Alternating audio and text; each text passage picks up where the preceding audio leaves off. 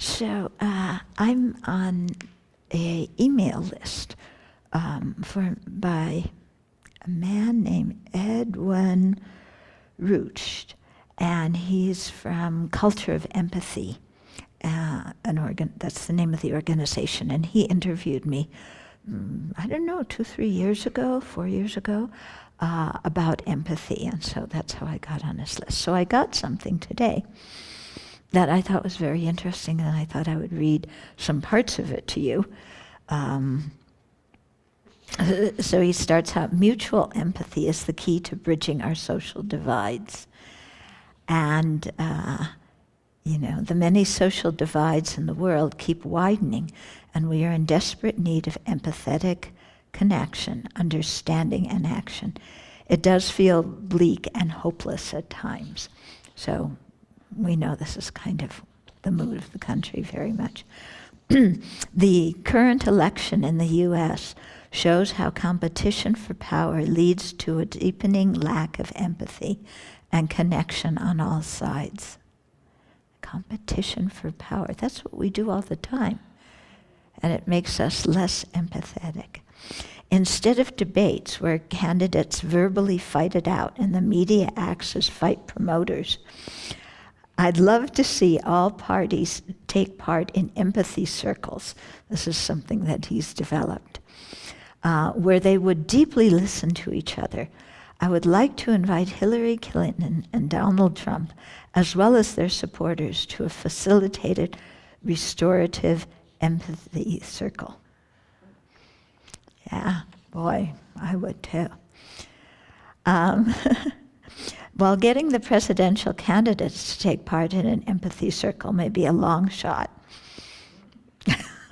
one project that has bipartisan support, and we are beginning, is empathetic dialogue between the police, Black Lives Matters activists, and communities, which I thought is really good. And so then he has a bunch of just short things showing some of the way that people are using empathy with the police, Black Lives Matters, and the communities.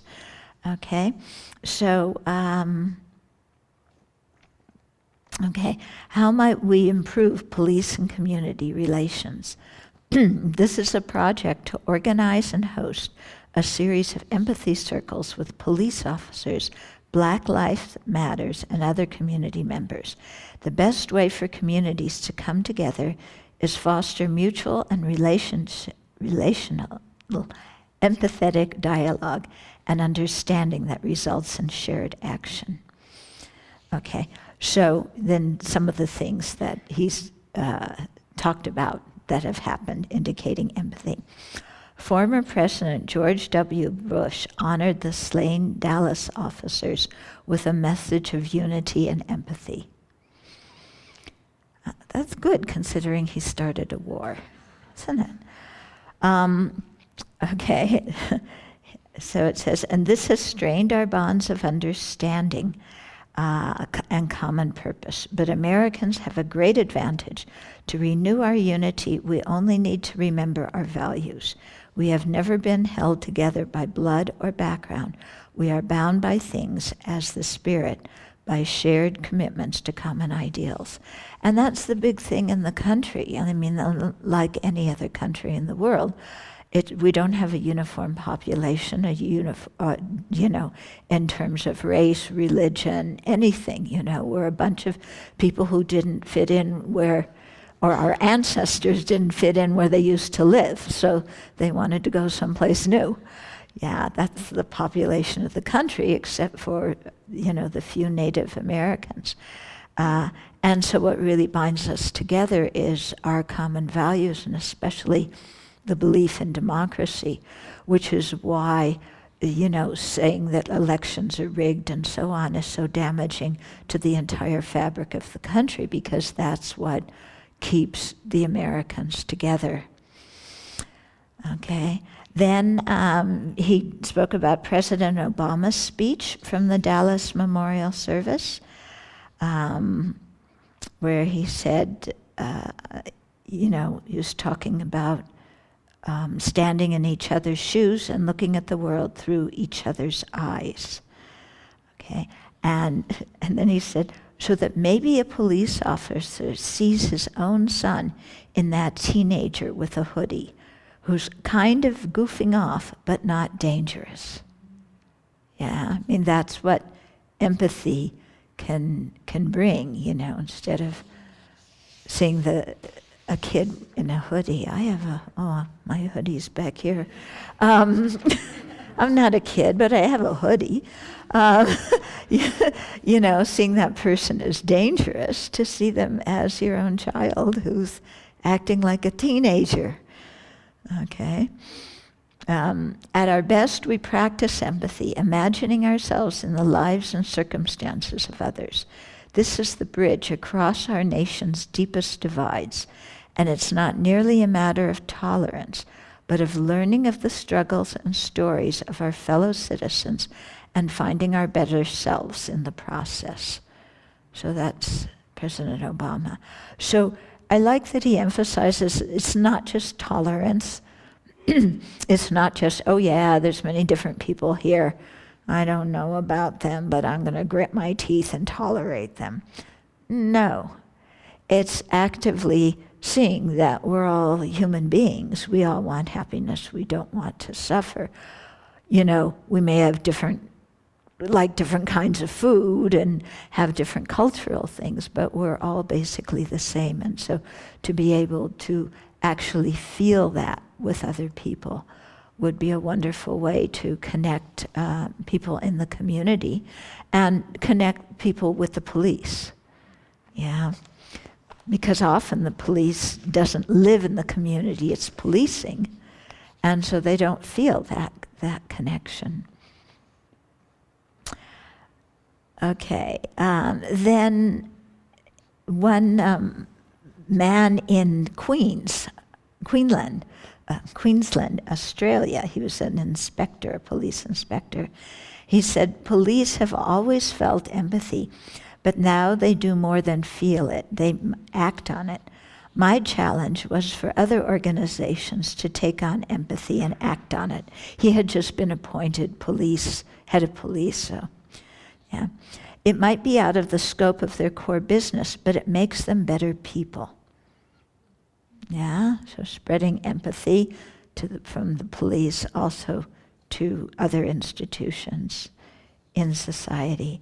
Then there's a college instructor who teaches empathy in criminal justice course, exposing his students to a wide range of cultures, ideologies, viewpoints, and empathy-based approach. Yeah. So new training programs that help police to listen, stay calm, and communicate during charged encounters may lead to fewer arrests and less use of force. While research is largely preliminary, some of the findings suggest that empathy, being able to see interactions from another's perspective and understanding the emotions involved, may play an important role in policing.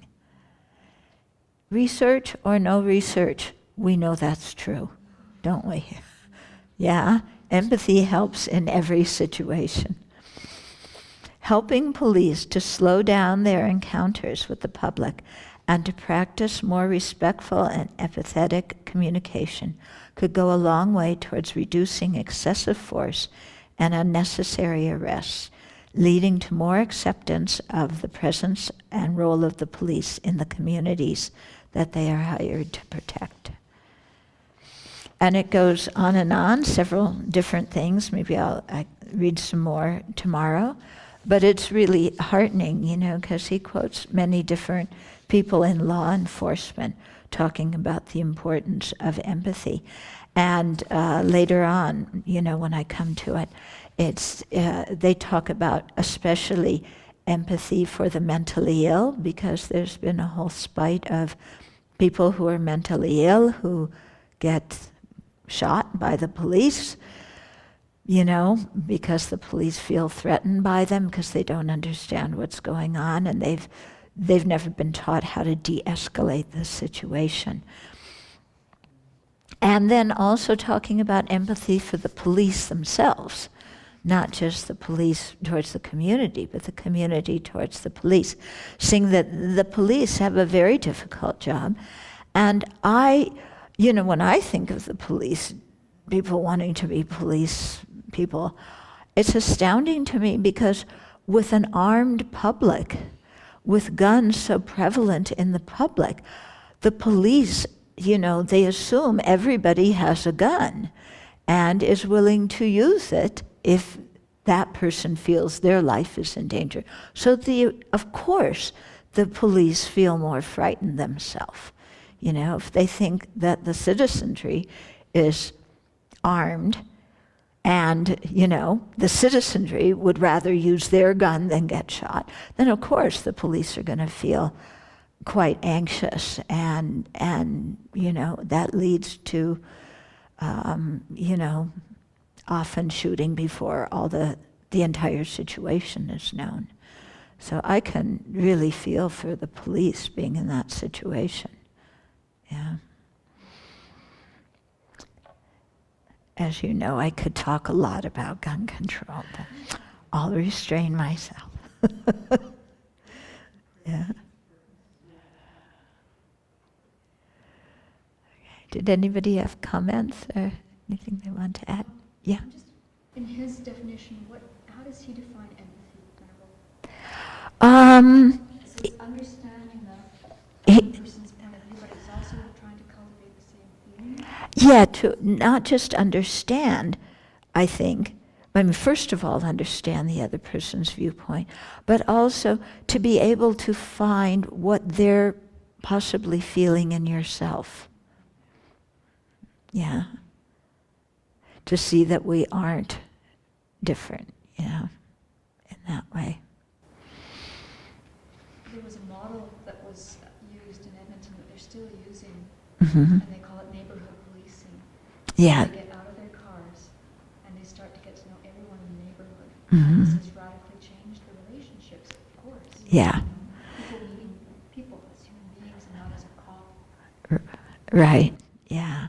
So the thing of, you're saying in Edmonton that they developed a new program where the police get out of their cars, and when there's not anything particular going on, yes, and interact with the people in the community. Yeah. And get to know them by name. Yeah.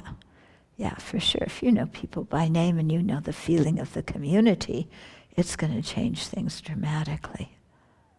Yeah. I can't remember the city where it was, but it was here somewhere in the U.S. where police department met with kids from the street and played football with them, just to break the pace.